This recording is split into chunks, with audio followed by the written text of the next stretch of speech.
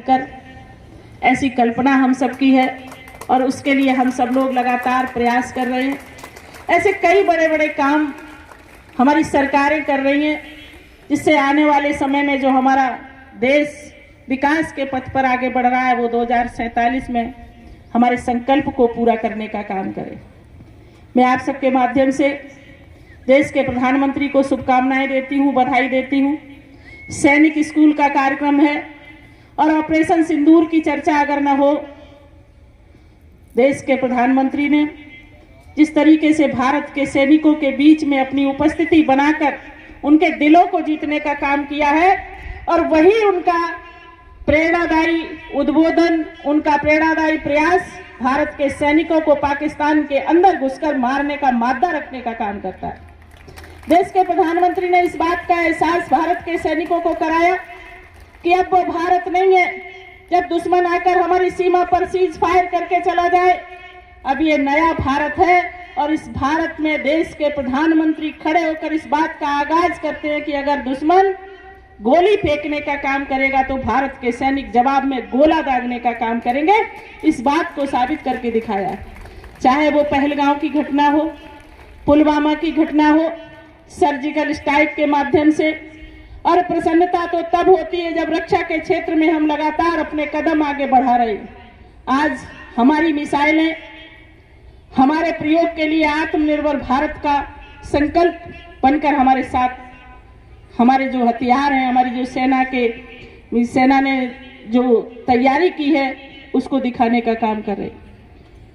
हमें प्रसन्नता है कि हमारे उत्तर प्रदेश की धरती पर ब्रह्मोस जैसी मिसाइल और तमाम मिसाइलों को बनने का प्रयास, सफलतम प्रयास प्रारंभ हो गया है। ये एक आत्मनिर्भर भारत के बढ़ते हुए कदम है जो हर क्षेत्र में आगे बढ़ रहे हैं। हमें वो घटना बार बार याद आती है जब हमारी बहनों के मान से सिंदूर को धर्म और मजहब पूछकर उजाड़ा गया और ये चैलेंज किया गया भारत को कि जाकर कह देना जाके अपने देश के प्रधानमंत्री से और भारत की सेना से। हमें जब चैलेंज मिला तो उस चैलेंज को जब देश के प्रधानमंत्री ने स्वीकार किया और भारत की सेनाओं ने आगे बढ़कर अपने जान की परवाह न करते हुए उस चैलेंज को पूरा किया।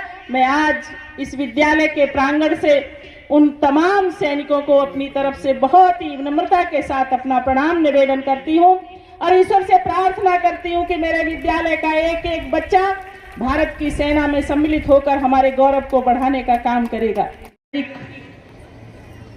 आज आजादी के 79 वर्ष पूरे होने पर अपनी प्रसन्नता का इजहार कर रहा है।